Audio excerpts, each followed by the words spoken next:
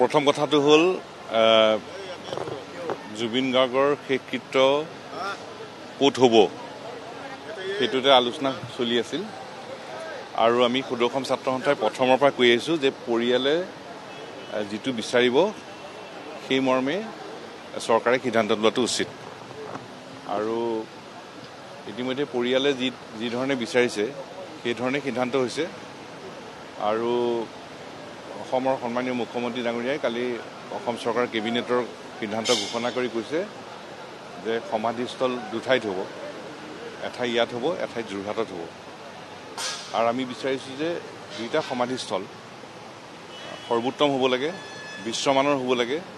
পৃথিৱীৰ যিকোনো এজন ব্যক্তিয়ে এই সমাধিস্থলত থিয় হৈয়ে জুবিন গাৰ্গৰ সৃষ্টিক যাতে উপলব্ধি কৰিব পাৰে তেনেধৰণে সৰ্বোত্তমভাৱে নিৰ্মাণ কৰিবৰ কাৰণে অসম চৰকাৰে ব্যৱস্থা ল'ব লাগে আৰু এটা অসহনীয় এটা ঘটনা, মানি ল'ব নোৱাৰা এটা ঘটনা, এটা অবিশ্বাস্য ঘটনা। আমাৰ সকলোৰে হিয়া ভাঙি গৈছে, কিন্তু আমি জুবিন গাৰ্গ কায়িকভাৱে আমাৰ মাজত নোহোৱা হৈছে, কিন্তু তেওঁৰ সৃষ্টি, তেওঁৰ শব্দ, তেওঁৰ চিন্তা, অসমক মনে প্ৰাণে ভাল পোৱা তেখেতৰ যিবোৰ প্ৰকাশ, এই সকলো প্ৰত্যেকজন অসমৰ খিলঞ্জীয়া মানুহৰ হৃদয়ত সদায় জীপাল হৈ থাকিব।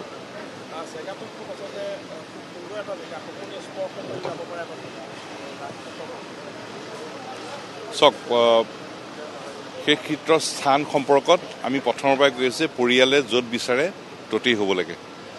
গতিকে আমিও পৰিয়ালৰ ওচৰলৈ যাওঁতে পৰিয়ালে সেই কথাটোৱেই কৈছিল যে গুৱাহাটী আৰু ইয়াৰ আশে পাশে অঞ্চলত হোৱাটো উচিত, কাৰণ তেওঁলোকৰ দেউতাক বয়স হৈছে, সুস্থ নহয় আৰু এই পৰিয়ালৰ এই মতটোকে আমি অসম চৰকাৰকো জনাইছিলোঁ আৰু আমি অসম চৰকাৰক অনুৰোধ কৰিছিলোঁ যে পৰিয়ালৰ লগত কথা বতৰা পাতি পৰিয়ালৰ লগত আলোচনা কৰি সিদ্ধান্ত ল'ব লাগে।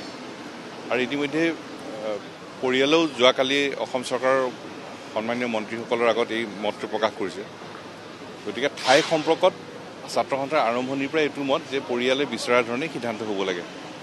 এতিয়া অসমৰ সন্মানীয় মুখ্যমন্ত্ৰী ডাঙৰীয়াই যোৱাকালি কেবিনেটৰ সিদ্ধান্ত প্ৰকাশ কৰি কৈছে যে শেষকৃত্য ইয়াত হ'ব, সমাধিস্থল ইয়াত হ'ব আৰু যোৰহাটত এটা সমাধিস্থল হ'ব। গতিকে আমি বিচাৰিছোঁ যে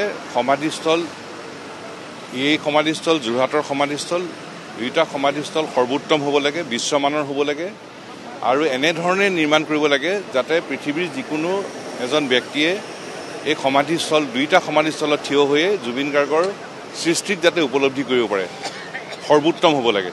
সেইধৰণে নিৰ্মাণ কৰিবৰ কাৰণে আমি অসম চৰকাৰৰ প্ৰতি আমি আহ্বান জনাইছোঁ।